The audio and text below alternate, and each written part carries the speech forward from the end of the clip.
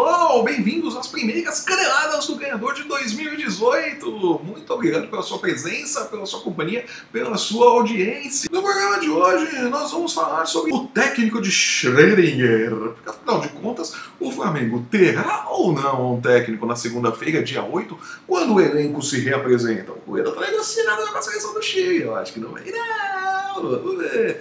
E aproveitando o que está acontecendo com os clubes do Rio de Janeiro, parece que ninguém mais quer ficar no Rio de Janeiro. Jair Ventura saiu do Botafogo por vontade própria e assumiu o Santos, enquanto que no Fluminense Gustavo Scarpa não se reapresentou e não deu satisfação. A coisa está pegando ali pro lado do Fluminense também. O Fluminense que está com o Pires na mão, correndo atrás de dinheiro, assim como o Botafogo. Mas o que acontece? Reinaldo Rueda não quer voltar para o Flamengo, Jair Ventura sai do Botafogo, Gustavo Scarpa não se reapresenta. O que está acontecendo com os clubes do Rio de Janeiro? Também vamos falar sobre o mercado da bola. O mercado da bola está meio brocolhão, agora começo de ano, o pessoal não está muito agitado. Mas tem coisa acontecendo sim, o fim da novela de Juninho Capixaba, por exemplo, novela que quase melou por causa do dedinho nervoso de Juninho Capixaba e do Instagram, nós vamos falar sobre isso também, e também sobre a chegada de Fernando Diniz ao Atlético Paranaense, o Atlético Paranaense que chegou a contar com a contratação de Seedorf para ser o seu manager em 2018, voltou atrás com o não do holandês e fechou com Fernando Diniz. Vamos falar sobre essa contratação e o que podemos esperar do Atlético Paranaense em 2018 sob o comando de Fernando Diniz. Segure-se na sua cadeira, porque as caneladas do ganhador começam agora!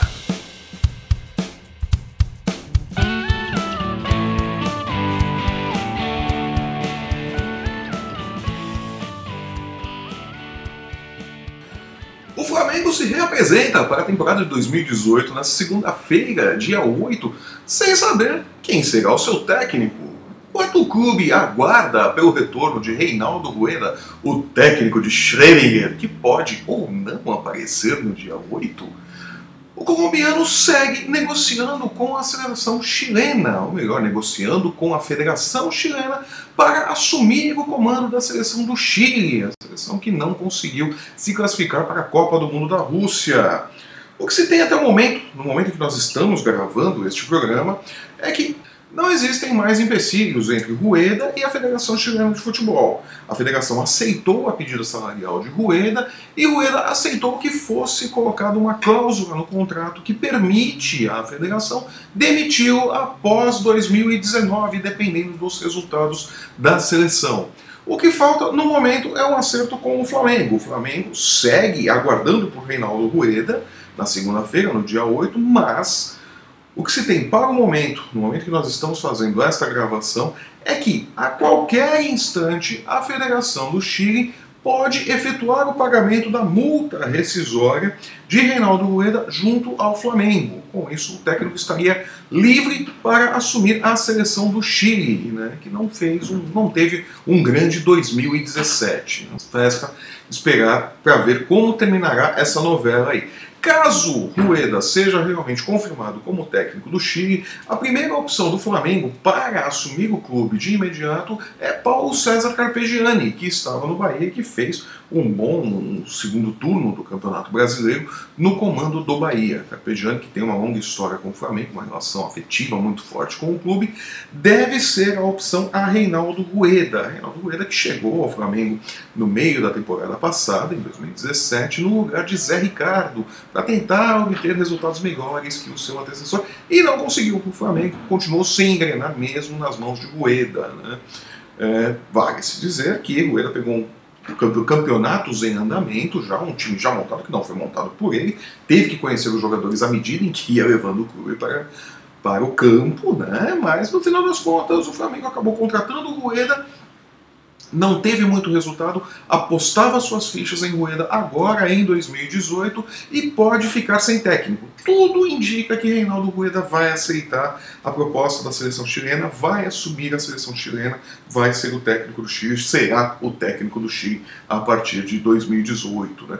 O que coloca ali os clubes cariocas em evidência, numa evidência negativa. Né? Se nós formos olhar também, o Botafogo perdeu o seu técnico. Né? Jair Ventura, muito querido dentro do Botafogo, muito querido pela torcida do Botafogo, um dos raros técnicos que teve seu trabalho reconhecido, apesar de não ter conquistado títulos, saiu do clube por vontade própria. Não foi uma decisão da diretoria, não foi uma demissão nem nada. Jair Ventura sai do Botafogo para assumir o Santos por vontade própria e por saber que 2018 será um ano complicado para o Botafogo pelo andar da carruagem.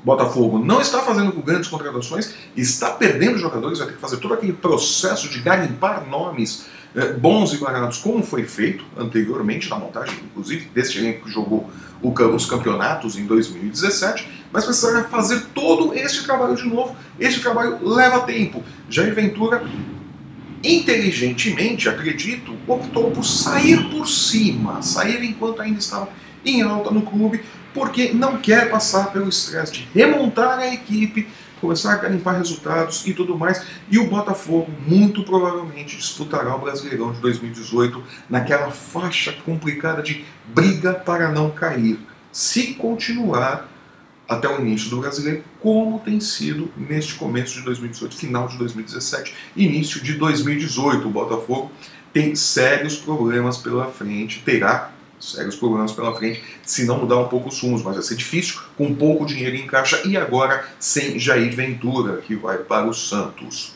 Quem também deve enfrentar muitos problemas em 2018 e também vai fazer parte daquele bloco ali no Brasileiro que vai brigar para não cair, apesar da presença de Abel Braga, e se Abel Braga estiver no clube até o início do Brasileirão, é o Fluminense. O Fluminense que dispensou aí 8 jogadores, entre eles o zagueiro Henrique e o goleiro Diego Cavalieri. Diego Cavalieri não fez uma boa temporada em 2017, mas ainda assim é um ídolo do clube, foi importante nos últimos títulos do Fluminense e saiu, foi demitido por um WhatsApp, né? Uma coisa assim chata, né? Pegou mal a diretoria do Fluminense. Não se faz isso com um jogador importante como foi Diego Cavalieri, por mais que a fase não fosse boa, né? O Diego Cavalieri foi importante, fechou o gol em momentos importantes, né? Foi feio, foi muito feio isso, né? Demitiu o sujeito pelo WhatsApp, pegou muito mal para o Fluminense e tudo mais. O zagueiro Henrique deve se acertar com o Corinthians. O Corinthians queria contratar Henrique já quando ele ainda estava no Fluminense, agora com a dispensa, inexplicável dispensa, quer dizer, nem tão inexplicável assim. Henrique era um dos salários mais altos, assim como o Diego Cavalieri, dos salários mais altos do clube. O clube não tem dinheiro para não ficar atrasando salários, dispensa os jogadores. Henrique também vai embora, deve ser anunciado logo como reforço do Corinthians. E o ponto dos salários atrasados explica mais um problema do Fluminense. Gustavo Scarpa, o menino de ouro do meio-campo do Fluminense, disputado ou desejado por clubes como Corinthians, Palmeiras e São Paulo, para citar apenas os paulistas, né, não se representou com o restante do elenco, né? O jogador está incomunicável. O diretor de futebol, gerente de futebol do Fluminense, Paulo Autuori, não conseguiu falar com o atleta, e a informação que se tem no momento é que desconfia-se que Scarpa entrará na justiça para romper o seu vínculo com o Fluminense e poder assinar com um outro clube. O Fluminense está com salários atrasados, não é segredo para ninguém, todo mundo sabe disso. Gustavo Scarpa está com salários atrasados e pode usar isso para se desligar do clube. O Scarpa que está querendo sair do Fluminense desde o final do Campeonato Brasileiro por conta das críticas. Ele que foi muito criticado pela torcida por conta do seu estilo de jogo, do seu modo de jogar, e é óbvio, o Scarpa era o lampejo de criatividade no meio-campo do Fluminense. É claro que ele vai tentar o passe diferente, era óbvio que ele tentaria a jogada mais difícil, e quem tenta esse tipo de jogada erra mais. Quando acerta é uma maravilha, faz aquela jogada linda que sai gol assim, é uma coisa de louco, mas quando erra, erra, né? Pode dar contra-ataque, pode dar alguma coisa e tal. A torcida do Fluminense, com um time ruim, como estava do ano passado, não aceitou isso, pegou muito no pé do Scarpa, e Scarpa está injuriado, de saco cheio, com salário atrasado, quer ir embora do Fluminense. Ele não se representou. São grandes, a desconfiança dentro do Fluminense é de que ele vai entrar na justiça, vai pedir a rescisão, vai entrar com um mandato de segurança, ou qualquer coisa, uma medida provisória que permita assinar com outro clube, né? Vai lembrar que o Gustavo Scarpa tem a carreira gerenciada pelo mesmo grupo que cuida da carreira de Zeca, que também rompeu o contrato com o Santos, né? O Zeca, que no receio do Flamengo, o Flamengo estava para contratar o Zeca, agora está meio inseguro e tal, o Zeca pode ir para a Europa, inclusive, o Flamengo pode, inclusive, perder a oportunidade de contratar o Zeca, né? De todo modo, Scarpa pode ser que nos próximos dias surja alguma coisa dizendo que ele conseguiu na justiça romper o vínculo com o Fluminense. O Fluminense não entende a atitude do Scarpa, renovou o contrato dele no ano passado, prolongou o compromisso, aumentou, deu um aumento de salário para ele e assumiu um compromisso de que efetuaria os pagamentos atrasados até o final de janeiro agora, né, janeiro de 2018. Mas, enfim, não dá para saber o que se passa nesse momento na cabeça de Gustavo Scarpa. Gustavo Scarpa, fala direito, Flávio Soares, vamos lá. Gustavo Scarpa. Repita isso 4 vezes rapidinho. De todo modo, Gustavo Scarpa não se comunicou, não se pronunciou ainda a respeito disso, não há nada.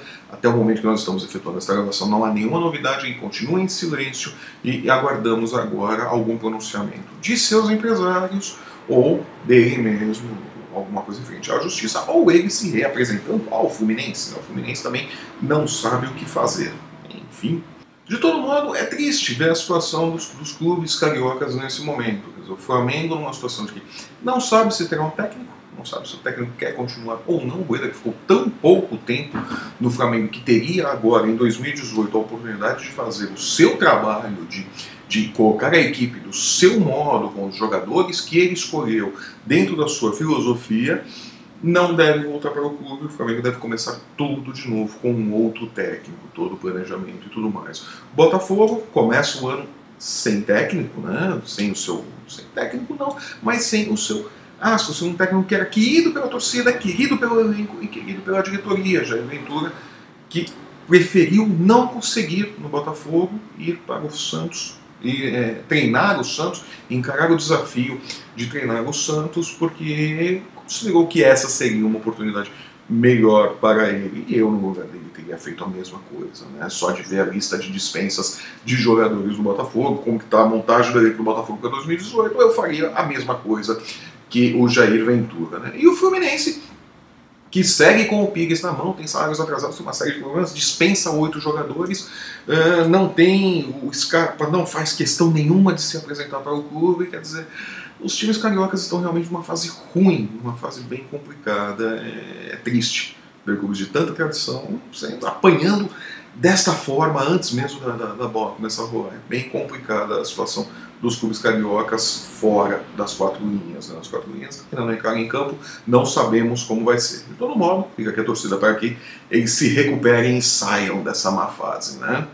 Saindo agora do Rio de Janeiro, vamos falar sobre o Atlético Paranaense. O Atlético Paranaense que até o final do ano, né, antes das festas de Ano Novo, né, Natal, Ano Novo, ali, pouco antes do Natal, dava como praticamente certa a contratação do holandês Seedorf para ser uma espécie de Alex Ferguson do Atlético Paranaense. Né? O Atlético Paranaense que tem sim uma estrutura muito profissional para o seu time, né? É um clube muito organizado, financeiramente saudável, o que é raro no futebol brasileiro, e que tem um jeito meio europeu de se administrar, né? Mesmo com as devidas regionalidades do futebol brasileiro. Né?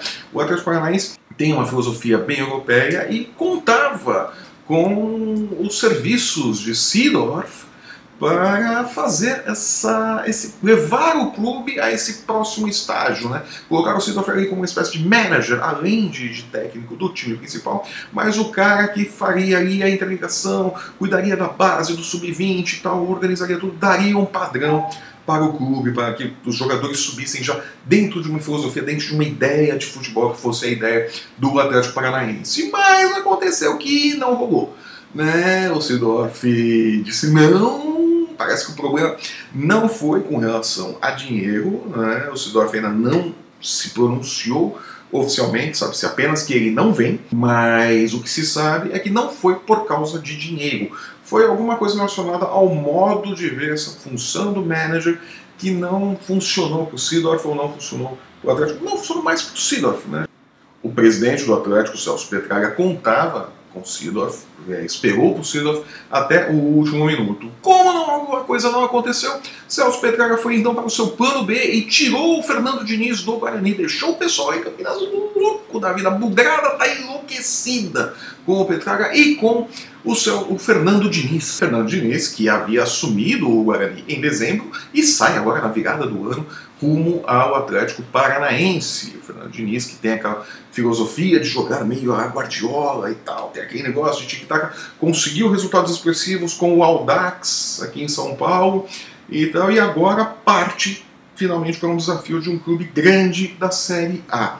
O Fernando Diniz terá muito provavelmente no Atlético Paranaense o tempo que ele não teria em outros clubes da Série A para implantar a sua filosofia de jogo.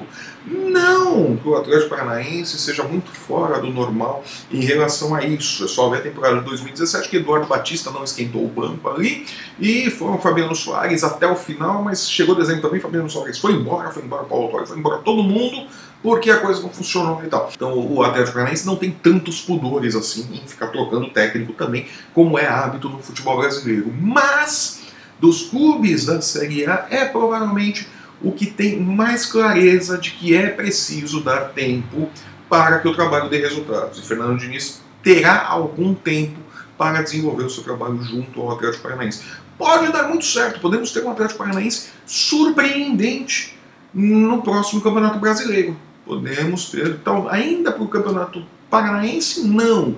Porque muito provavelmente o Atlético irá com um time misto para o Paranaense, que nem será treinado pelo Fernando Diniz. O Fernando Diniz vai se ocupar do time principal, preparar o time principal para a Copa do Brasil.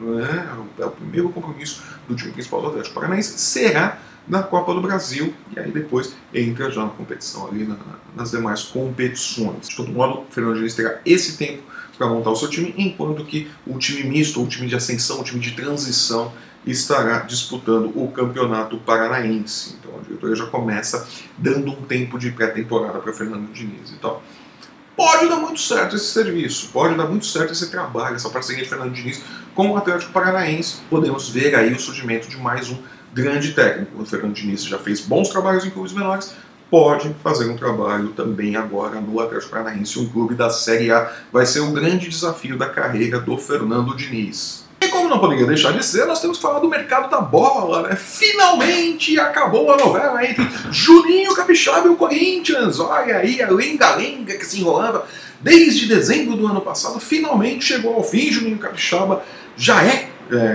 pode ser considerado jogador do Corinthians, foi tudo resolvido, né? Foi superado o incidente do Instagram, né? O Juninho Capixaba ali, o dedinho nervoso foi mais rápido que o cérebro ali, foi lá, já colocou que já se despediu do Bahia antes de ter a coisa toda confirmada e tal, e de todo modo, negócio fechado, os clubes chegaram a um acordo, o Juninho Capixaba também, jogador, empresários, todo mundo está contente e tal. Juninho Capixaba será o lateral esquerdo do Corinthians na temporada de 2018, no que eu acho que foi, em termos financeiros, um mau negócio para o Corinthians.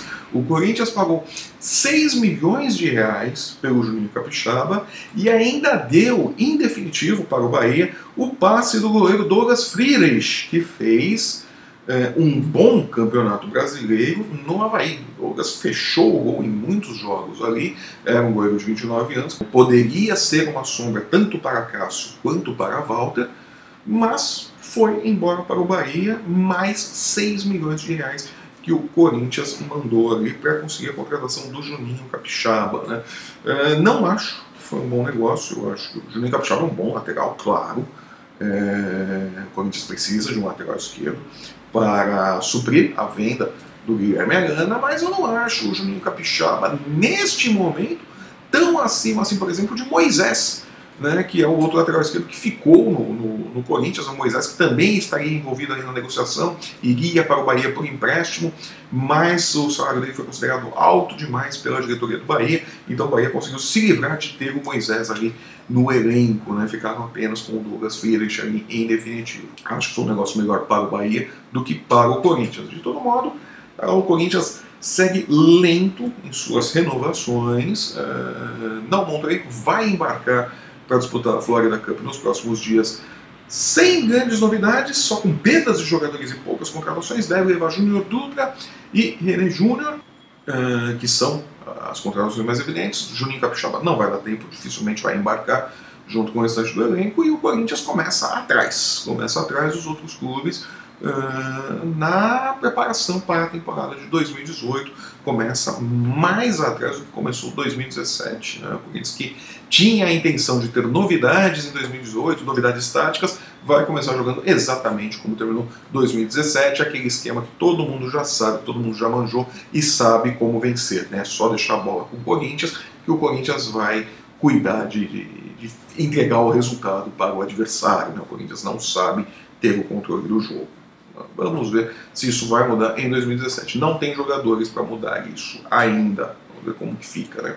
E uma outra novela também diz respeito ao jogador Lucas Prato, do São Paulo. O São Paulo, que bate o pé e diz que não vai negociar o jogador, foi informado nesses dias de que, pelo próprio Lucas Prato, que chegará uma oferta da Argentina, que vai compensar o investimento que o clube fez nele, Lucas Prato. A verdade é que, se chegar uma proposta, dificilmente o São Paulo vai conseguir segurar o Lucas Prato no Morumbi. O Lucas Prato é jogador do São Paulo, tem contrato e tudo, mas a verdade é que ele quer sair, ele quer jogar na Argentina para ficar próximo da seleção argentina. Ele quer disputar a Copa do Mundo e ele sabe que as chances de disputar a Copa do Mundo são maiores, ou serão maiores, se ele estiver num clube da Argentina e não jogando aqui no Brasil. Então, se chegar realmente essa proposta, o São Paulo dificilmente vai conseguir segurar Lucas Prato em seu elenco, que vai ser uma baixa muito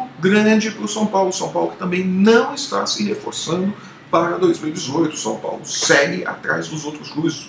Arrisco dizer que está atrás até do Corinthians, né? O Corinthians perdeu apenas 3 jogadores só, o Arana, o Jô e o Pablo. Tem reposição para esses 3 jogadores já no elenco, já tem não, talvez não esteja na mesma categoria, mas tem reposição. O São Paulo, por outro lado, vai perdendo jogadores e não tem reposição para esses jogadores. Se perder o Lucas Prato, não tem no elenco alguém que faça a função do Lucas Prato. O São Paulo começa 2018 com os mesmos problemas de 2017. Corre o risco de entrar no Brasileiro no mesmo grupo de Botafogo e Fluminense, brigando para não cair outra vez. Vai ser a segunda seguida, como eu já disse num outro programa. Vai indo nessa de vai brigar para não cair, vai brigar para não cair, vai brigar para não cair. Uma hora cai.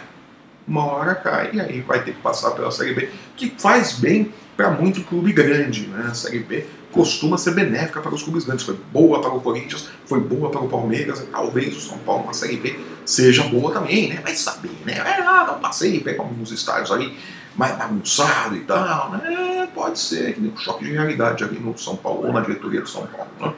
Enfim, vamos ver o que vai acontecer, né?